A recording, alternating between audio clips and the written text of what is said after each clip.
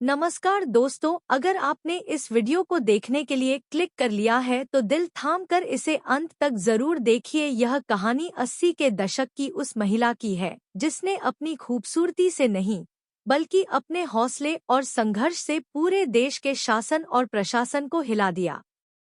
इतिहास में ऐसी सजा किसी और को न पहले मिली थी और न आगे कभी मिलेगी। उसका जीवन दुख और तकलीफों से भरा था। बचपन में ही महज 9 साल की उम्र में माता पिता ने उसका विवाह एक 35 साल के व्यक्ति से कर दिया।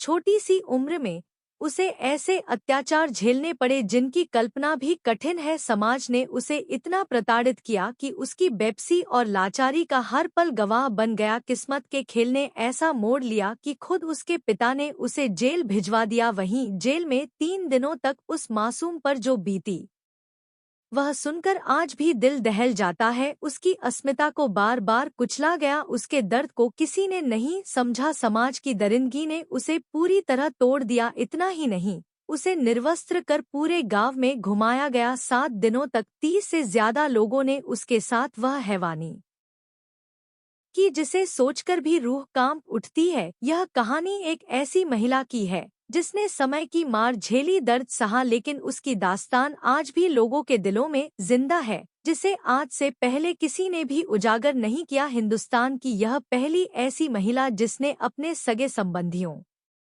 शासन प्रशासन और मर्दों के जुल्मों सितम को झेलते हुए जब उसकी सहन शक्ति जवाब दे गई तो उसने भी रक्त की नदियां बहाने बिहार में अपने नाम का डंका बजाकर दिल्ली के संसद तक पहुंच। इस नायिका को दुनिया में किसी ने पहचाना फूलन तो किसी ने बैंडिट क्वीन, लेकिन इतिहास के पन्नों में यह जानी गई सुंदरी फूलन देवी के नाम से इन्हें लोग बैंडिट क्वीन के नाम से भी जानते हैं। कौन थी फूलन के पिता को उनकी जिद और हठधर्मिता पसंद नहीं थी। उन्होंने इस समस्या से पीछा छुड़ाने के लिए महज 9 साल की उम्र में फूलन की शादी एक दूसरे गांव के व्यक्ति पुट्टी लाल से कर दी। पूर्ति लाल की उम्र 36 साल थी, यानी वह फूलन से 3 गुना बढ़ा था। उस समय बाल विवाह आम बात थी और मासूम फूलन को भी इसकी भेंट चढ़ा दिया गया। नव विवाहिता बनकर जब वह ससुराल पहुंची तो वहां उनके साथ ऐसा हुआ जिसकी कोई कल्पना भी नहीं कर सकता। उनके पति ने, जो उम्र में पिता समान थे, पहली ही रात उनके साथ अमानवीय अत्याचार किया।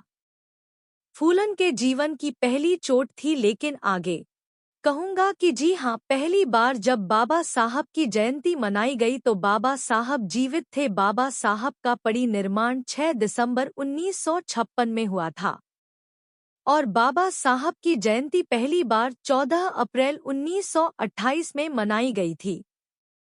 बाबा साहब की उम्र उस समय सिर्फ 37 साल थी। जरा सोचिए, 37 साल की उम्र में हम सिर्फ अच्छा खाना, अच्छा पहनने की ही तैयारी में लगे होते हैं, पर बाबा साहब ने 37 साल में ही ऐसा कर दिया था कि उनकी जयंती मनाई जाने लगी।